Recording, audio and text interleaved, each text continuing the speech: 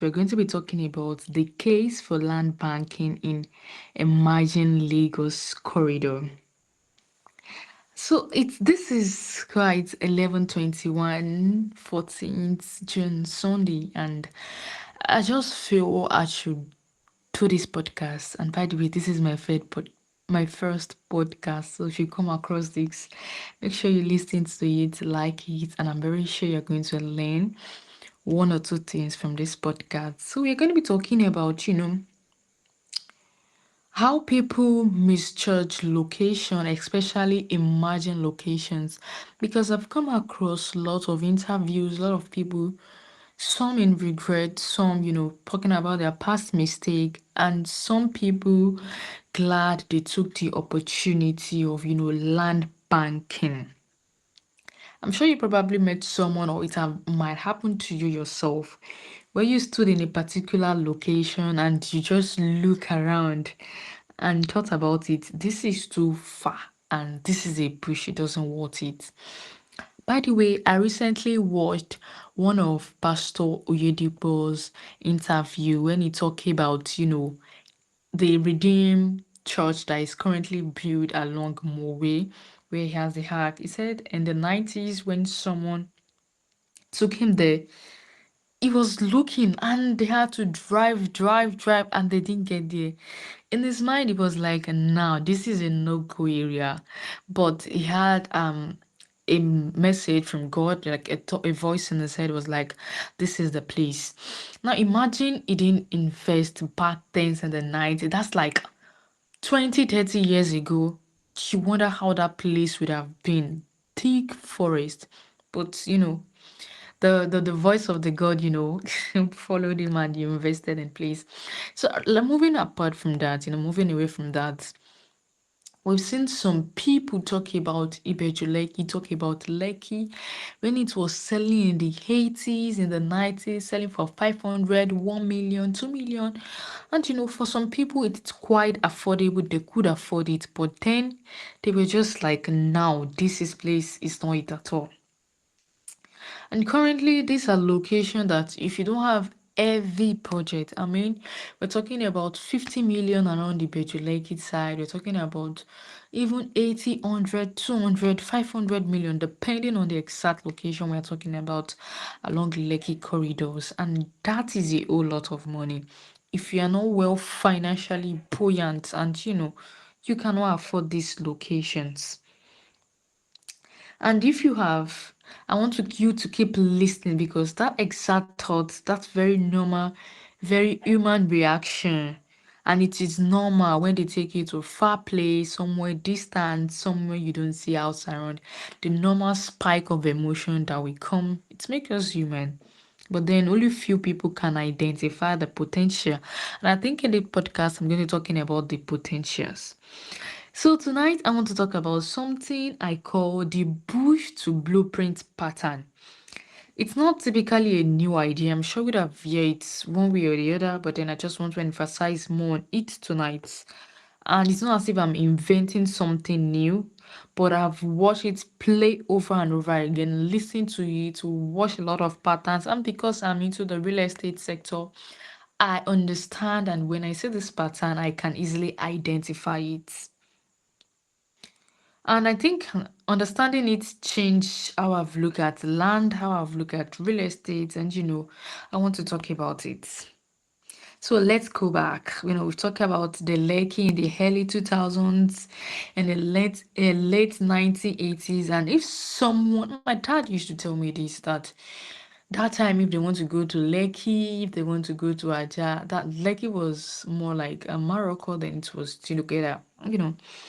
They had to cross it with a boat, and nobody was even, maybe few smart investors that could identify the potentials or had in-house information about what the place was going to be. But for normal people like you and I, like everyday people, they typically would not invest in, because those malls, high rise, the expressway, that what we are seeing right now was not there. It was swampy, it was bush, it was farms then, and typically an average person wouldn't want to invest in.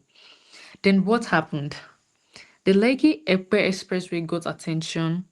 The free trade zone was announced. Chevron, Eleganza, the oil company set up office, and slowly, not overnight, definitely, but slowly, the land started moving. People who bought land in Lekki for almost nothing or maybe something then, but quite a few, compared to what it is now. In the 90s, these are the people sitting today smiling, if not necessarily them, probably their children. And you should know that real estate is one asset that is transgenerational. And even in the Word of God, it is written that a responsible adult is going to leave something, is going to leave inheritance for the children. So probably if those people that made investments and maybe hold or probably they are not alive, I'm sure their children are investing or reaping the fruit of their labors. Yeah. So now let's talk about, the patterns. What are the patterns that, are obvious, or if you're looking at an emerging locations, what are the patterns you should look out for? Number one is an infrastructure triggers. Once you hear about announcement of road, especially if it's government, a bridge, a government project, a private sector, for example, the Dangote refinery, deep sea ports, free trade zone, etc., private giant infrastructure, then you should know that demand is going to follow, population is going to follow. Let me tell you something. Infrastructure is actually the real drive when it comes to increase in value, increase in price in real estate. It's not the one plot, two plots where an individual and person is buying to live in. That might not really be the major infrastructure. But these big giant projects, government are pumping in millions, they are pumping in billions, private investors are putting their hard-earned money, investment from bank, investment from loans, private equity, VCs and all of that, they are investing massively in this location. This should send a signal to you because they would have done their due diligence, done their homework, and know what the potential of that location in few years. That is why they can comfortable and conveniently pump in that amount of money into that area. They know that within 5 years, 7 years, 10 years, it's going to do over 5,000, 10,000 appreciation for them. So, and then the people like you and I that we don't have the heavy capital to be institutional or private investor. Once we see the headline, once we get the in-house information, what do? We follow pattern, we follow suit and go and buy in acres, buy in hectares, and invest there. That is what we call land banking project because when we are buying there at that particular period of time, it's good. It still could be bush, the roads are not necessarily fancy, they are not high rise, fancy, and all of that. But we just say the vision, we believe in the vision, and we know that it's going to happen sooner or later, and we put in our money for long term growth appreciation there. So, how do you spot it? I talk about, the infrastructural developments, the road presence, private and, institutional developments, private institution, when they're telling there's going to be school year, a lot of that. Those are signs, those are blueprints that this place is going to develop, this place is going to appreciate. So now, if you want to be a good land banker, you need to have a strategy. And let's talk about the actual strategy because spotting an opportunity is one thing, and also knowing what to do is another thing, especially if you have the information. Let's briefly talk about what land banking simply means. Land banking simply means buying land in an area before it is fully developed and holding it. Land banking could be 5 years is the minimum. Like, I mean, yes, minimum. 5 years is the minimum. We have land banking 10 years. In fact, medium is 10 to 15 years. You can see land banking for 30 years, but then the longer the waiting period, the better the return. Yes. It doesn't mean selling it off at 5 years, No, less than that, you're not going to make profits. But if you want to milk it where you're going to do the long-term gain. For example, you are buying a land that is 2 million, 5 million naira, and you're waiting 10 years. You're waiting 15 years. That land you are buying for 5 million, 2 million, 3 million, you could sell as high as 170 million naira in 10, 15 years, even more than that, depending on the development. Like I said, development infrastructure is the real driver of appreciation. What land banking is not, land banking is not a buy and flip. Land banking is not something you buy today, you want to sell in 6 months, in 1 year, in 2 years. Land banking is for people who have patience. They want to play the long-term game. So the money you are pushing into a land banking project is not money for survivor. It's not money you are going to need in the next 6 months, in the next 2 years. It's money you can forgo for years, minimum of 5 years. And honestly, this is why it suits a specific type of investor. Investor that are not speculative. Investor that what they want is growth. They want capital appreciation, not cash flow. It is not what you are going to invest and you're expecting money within 2 years, less than 2 years. It's capital appreciation. You're going to play the long-term game. So I hope you're following and you are enjoying this section. Yeah. So now I'm sure you're gonna be asking Zainab, so what's or where is the next emerging location I should look out for? And I'm sure there are a lot of people who want to invest in Lagos or places that in close proximity to Lagos. And I actually have a verified location that I'm certain that this is a perfect land banking opportunity as the time of making this video. And number one on my list is the Agbawa Ikorodu.